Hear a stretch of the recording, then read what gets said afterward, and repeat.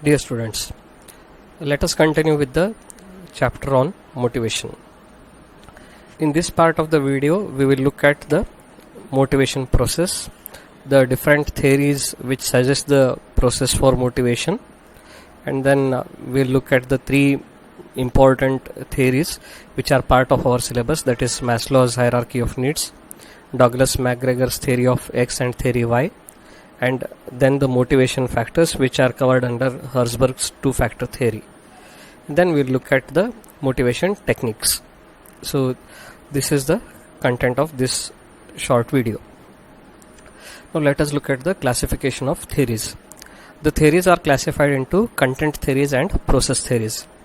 The content theories inform and are based on the basis of what the factors are which are going to motivate a person. That is, basically it depends on the needs of the person. So the needs are the focus, and based on the needs people are motivated, and through the needs, when people are motivated, they work. Okay, so the content theories basically they work on needs of a person. They classify the needs into different levels, and based on those levels of needs the motivation is studied. So in this, Maslow's hierarchy of needs is there, McGregor's theory X and Y, Herzberg two-factor theory. These are three part of our syllabus. Apart from this, we also will be looking at Alderfer's ERG theory, that is existence, relatedness and growth theory, and McClelland's theory of needs, which includes needs for achievement, need for affiliation and need for power. Then there is process theories. This is not part of our syllabus, but we must know about this also. So the process theories are based on how motivation takes place in a person. That is, it basically focuses on the psychological process that we undergo when we are motivated. So what happens in our minds by which we get motivated, it studies that. So here there are Skinner's reinforcement theory, Vroom's expectancy theory, Stacey Adams' theory of equity, and Locke's goal setting theory.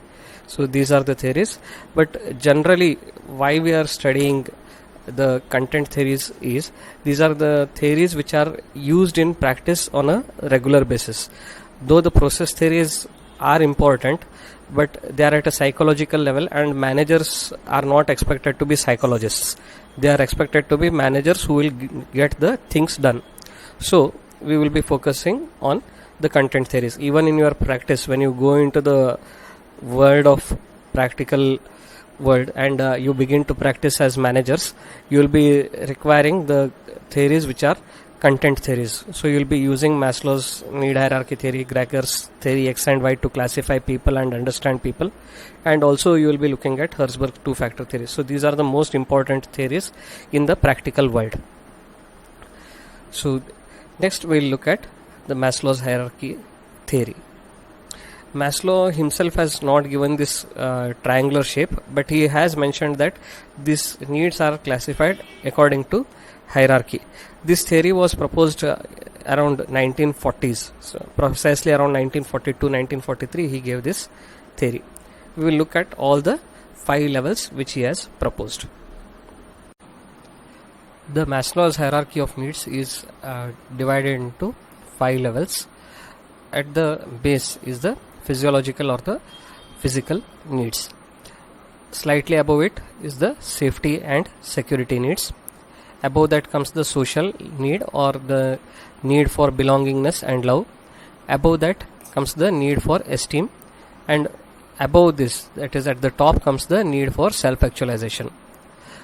All these needs, they create a psychological pressure in the man to act, and this psychological pressure to act is nothing but the motivation. Now let us look at all these needs for our common day-to-day life, and then also how it works in the business field, in the field of business, industry and business administration. So the physiological or the physical needs, we can say for example are the requirement for food, water, air, shelter, sleep, clothing, reproduction. These are some of the physical needs which are common for every animal also, including man. Man is a social animal. So what happens?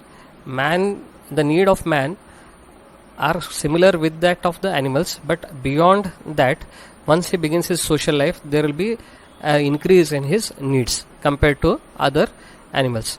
So at the physiological level, we are very much similar to other animals. That is why we find that many times when the physical needs are not met, the human beings, they forget that they are social animals and they begin to behave only like animals. The word social gets dropped when the physical needs are not met. You can see people fighting for food, people fighting for so many other things like shelter. You have seen the lines for water where people fight with each other. So they forget that they are social beings, because the physiological needs are so strong in their motivation that the people sometimes they tend to forget that they are social beings. Okay. So this is at the basic level, and then that next is the safety needs. Once a person is able to fulfill his physiological needs, he begins to think of the safety of his physiological needs also, and he begins to think in terms of his personal safety, his taking care of his health, taking care of his resources, taking care of his property, and even about his employment also. So he is considering these things and he wants to protect all these things, because a man feels secure when these things are assured. Once these are safe, then he begins to think about his family life, his friendship, his connectivity with others, his standing in the society, having social relationships and other things. So that comes at the third level.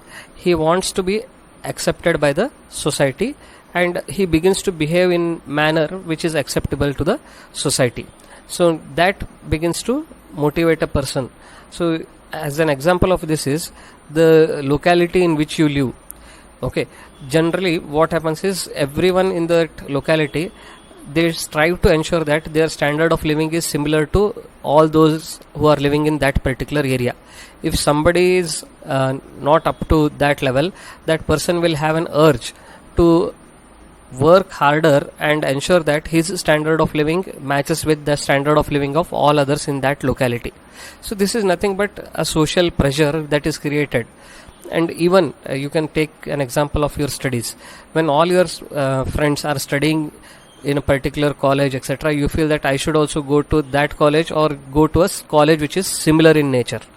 So that is about social status. Your friends have mobile, you also begin to ask mobile for your parents, because you want to say that I am also like you.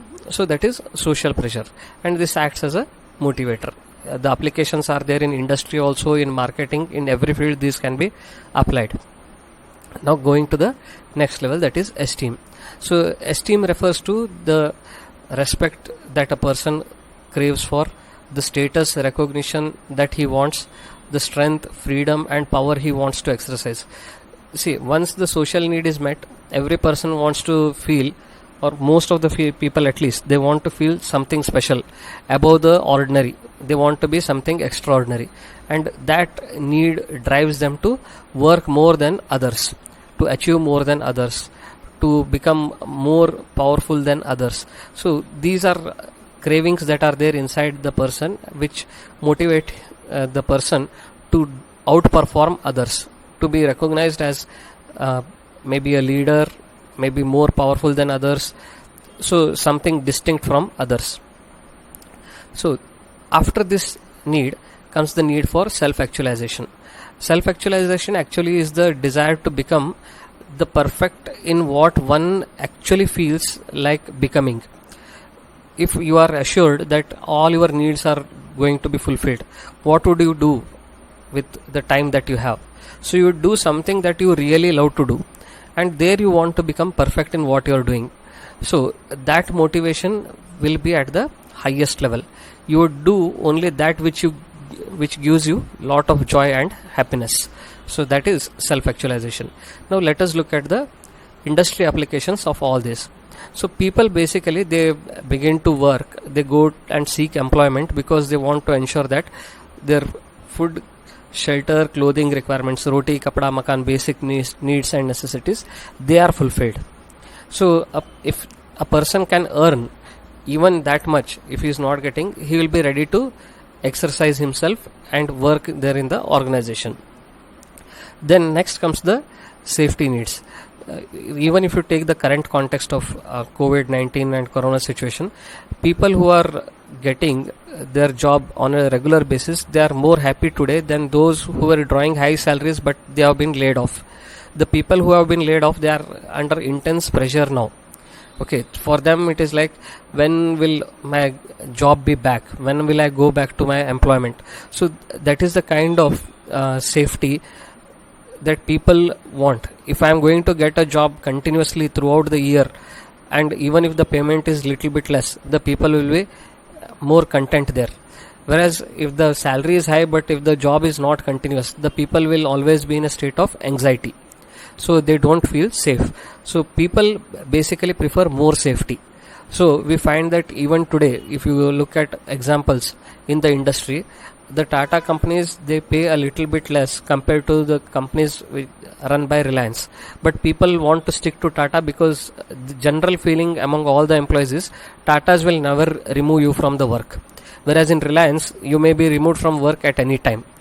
If your performance is bad, if the industry is not doing good, if the economy is not doing good, Reliance will not care.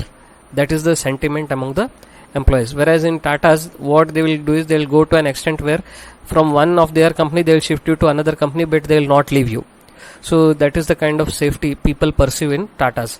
So the safety of employment, that is very important, and what that does is it attracts good people to your organization.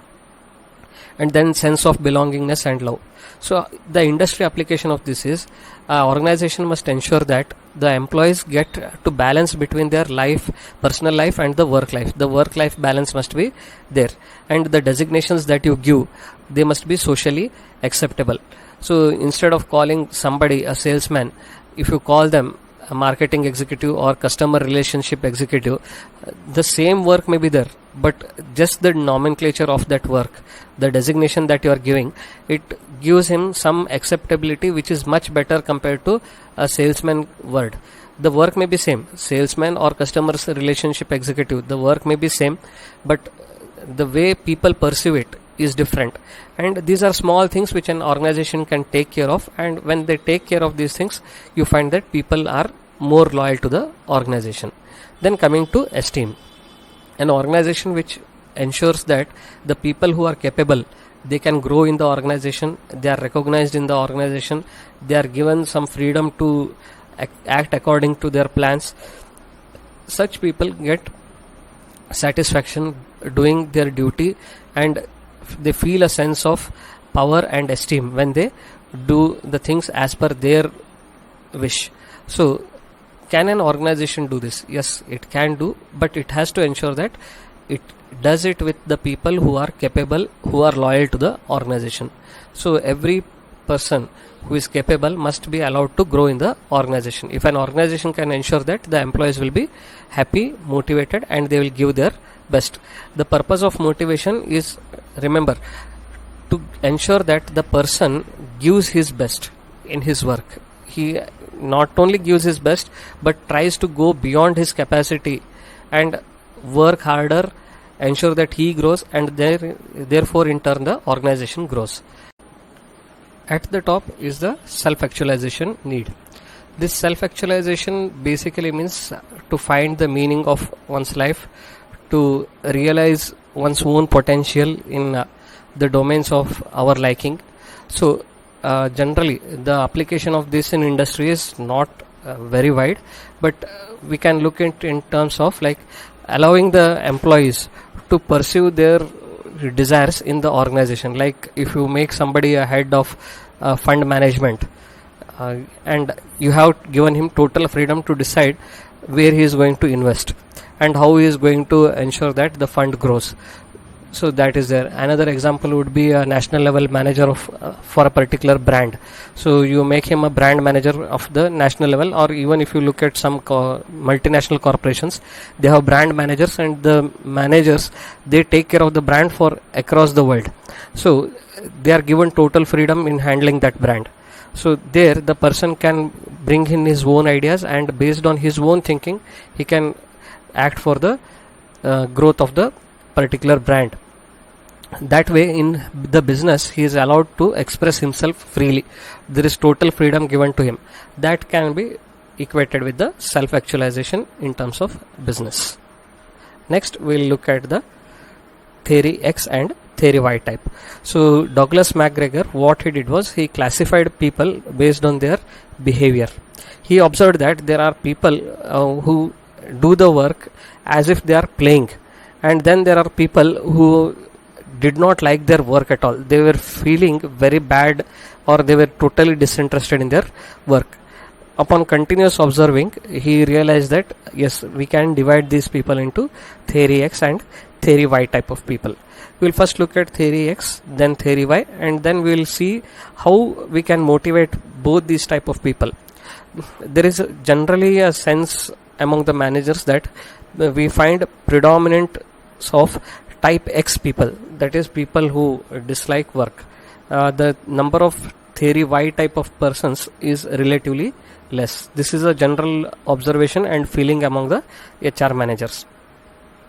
Irrespective of what kind of people they are, it is our duty to ensure that theory X type people and theory Y type people both are working for the organization. Now let us look at theory X type of people. So these are people or employees who dislike their work. They dislike responsibilities. They do not want to take responsibilities. They avoid responsibilities, and they generally lack ambition. They don't want to grow in the organization. They want the growth to come automatically, and if at all they are concerned about goals, they are concerned about their personal goals only. They are not concerned about the organizational goals. They are self-centered. Generally the word swarthi that we use, so they are swarthi kind of thing. They are not caring about the others' goals, and they are not at all caring about the organizational goals. And then these people are usually not very sharp or bright, because a sharp or bright person will always understand that his growth depends on the growth of the organization and others also. We are today living in an era where we are mutually interdependent. We are not totally independent, nor are we totally dependent. We are interdependent on each other. We in the organizations, we work as team members. So I alone cannot succeed when the team fails. I have to succeed, and the team also has to succeed, and that way the organization will succeed.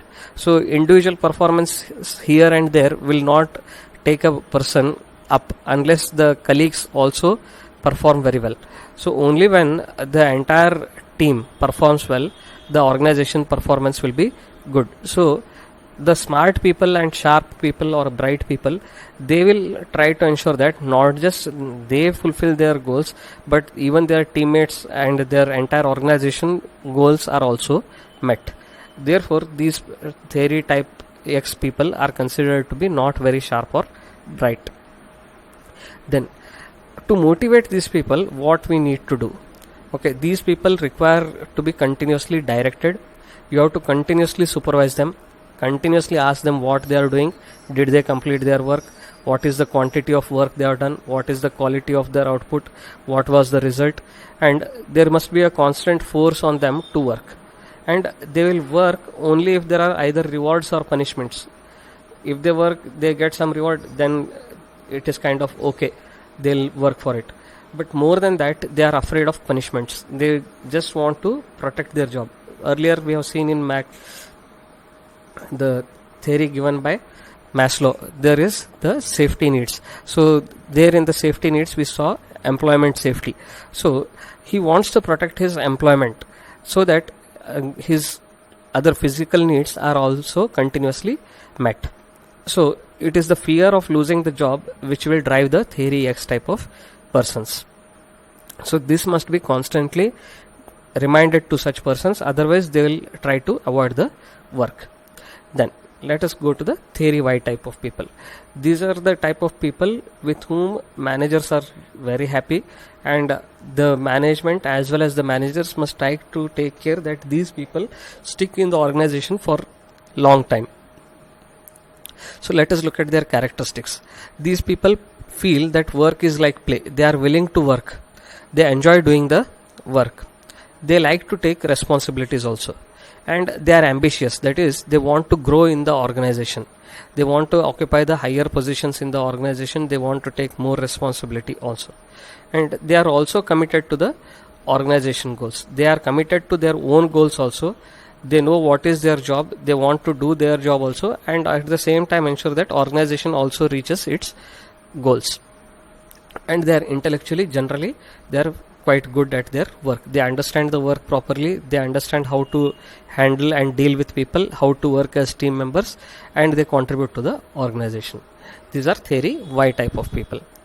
And these people also, though they are internally motivated, we must always remember that there are the higher level goals of the person. We have seen in the Maslow's hierarchy of needs about the esteem and self-actualization. So these needs are there which motivate the theory Y type of people more. So they want to be given some guidance so that their work is going to take them towards the organizational goal also, and these people must be provided proper resources. When you provide them proper resources, they will work with total care and dedication, and when you give them freedom, they will bring out new things, they will bring creativity to the workplace, and they will perform much better. And there must always be growth for this type of employees. When you ensure that there is opportunity for growth, sometimes it may not be possible to promote everybody, but at least the financial part of it must be given to such employees so that their growth is ensured and you retain such employees, because retaining an employee in the organization is very, very critical in today's context. If you lose a creative person, the person goes to the competitor benefits, and you may be saving on a little bit of cost with respect to the employee, but your growth opportunities for the organization will be curtailed. So what we require today is to ensure that we retain the talented and skillful employees. So this is theory X and theory Y, which was given by Douglas MacGregor. The next theory deals with Herzberg's two-factor theory, or the motivation factors. What Herzberg identified was there are some factors whose existence is very much compulsory to ensure that people are not dissatisfied. And then he also found that there are some factors whose presence in the organization motivated the employees. And he gave the name hygiene for the factors which are essential to ensure that there is no job dissatisfaction. Their presence will ensure that the employees are not dissatisfied. Their absence will create dissatisfaction. These factors are not going to create motivation among the employees, but their absence will definitely create dismotivation and dissatisfaction. And then the contrary to this are those factors which motivate the people. Their existence is not expected by the employees, but whenever they are present, they motivate the employees to perform better. And these factors he named them as motivators. So job dissatisfaction results when the hygiene factors are missing. Job satisfaction is created when the motivation factors are existing in the organization.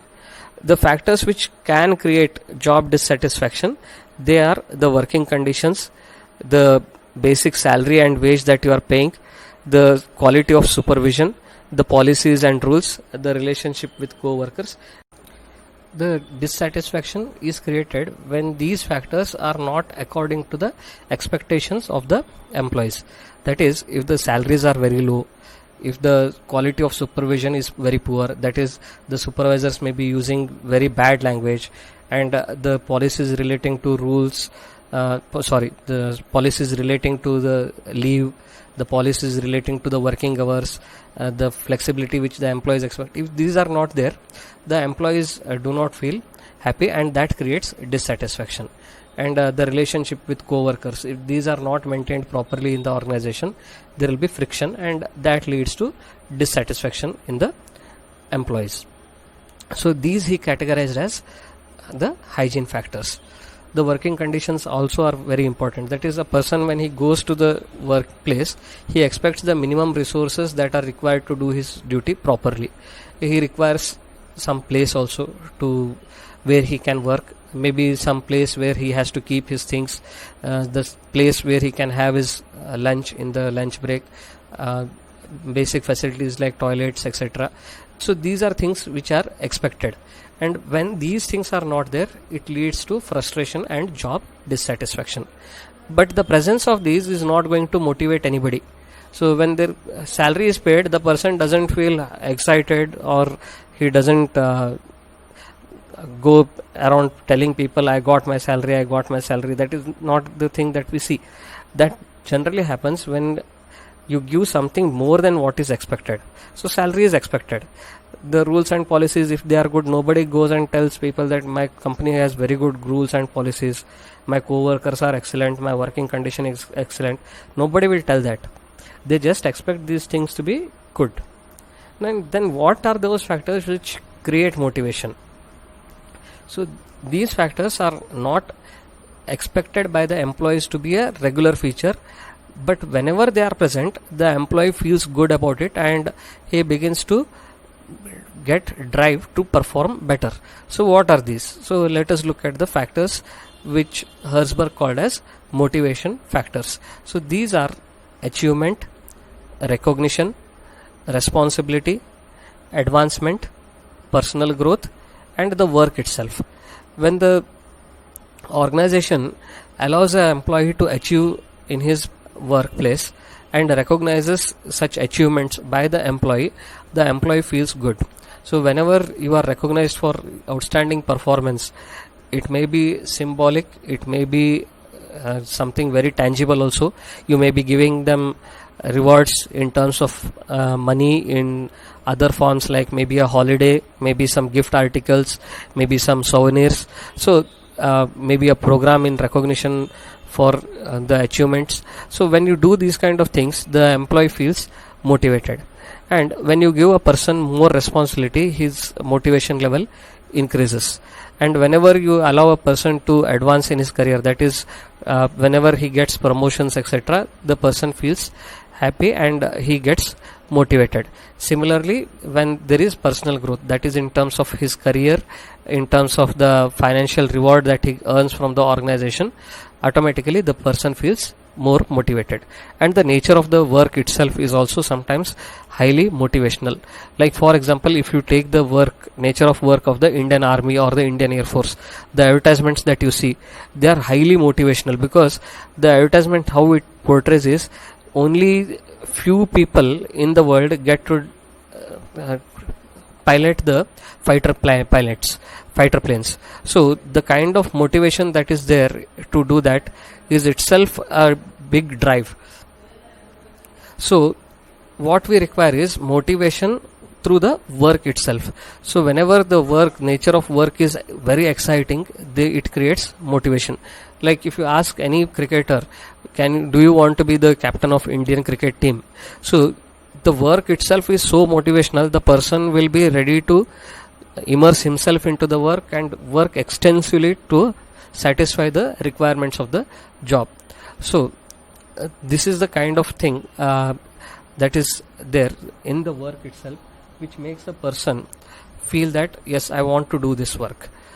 So the nature of the work itself sometimes acts as a motivational factor. So whenever an organization ensures that the motivational factors are present, automatically the employees will be motivated. So an organization must ensure that the dissatisfying factors, that is the hygiene factors, are not going to adversely affect the work. The hygiene factors are always present, and also the motivational factors are also present. When the hygiene factors are present, it removes dissatisfaction, and when the motivation factors are present, it creates motivation. We require the existence of both. Okay, so with this we come to the conclusion of the 3 theories which are part of the syllabus. Now let us look at the motivation techniques. So motivation can be done either through the positive way or through the negative way. Initially we have seen that motivation can be internal or external, as well as negative or positive. So to create motivation, we can use either the positive techniques or sometimes we have to use the negative techniques. If the people are of theory X type, the only option would be to use negative motivations. If the people are of theory Y type, we can always use the positive motivation. Okay, so offering incentives is a positive way of motivating. So incentives can be financial or non-financial. So financial incentives involve money, and non-financials are basically recognition, allowing them to participate in decision making, giving them proper work-life balance, being fair in your dealings, providing very good cooperation to the employees whenever they require some kind of cooperation, having faith in the employees. These are kind of non-financial incentives that are given by the organization to the employees. Then the negative motivations are created through rules and regulations. Basically it depends on the consequences or negative consequences, which we can term as punishments. So whenever a person breaks some rules or regulation, he has to be punished, and there must be no leniency here. If you are lenient with one, you have to be lenient with others, and there will be dilution of the rules and regulations. So implementing adverse consequences is a negative way of motivating employees. So incentives are positive way and consequences are the negative way of motivation. So all this is required because a person may be internally motivated, but not every person is internally motivated. We have seen theory X and Y. The theory Y people are internally motivated, they will come and work properly. The theory X need to be put through a situation where the positive way of motivation as well as the negative way of motivation has to be used. That is, external motivation is required for theory X type of people. So if we are going to use these methods of motivating people, we can ensure that in the organization people work in better way, try to give their best, and the organization reaches its objectives. Thank you. Any questions or doubts in this, please revert back through any medium. You can either call or send a message across, and probably we may have some classes where you can have your doubts clarified. Thank you once again.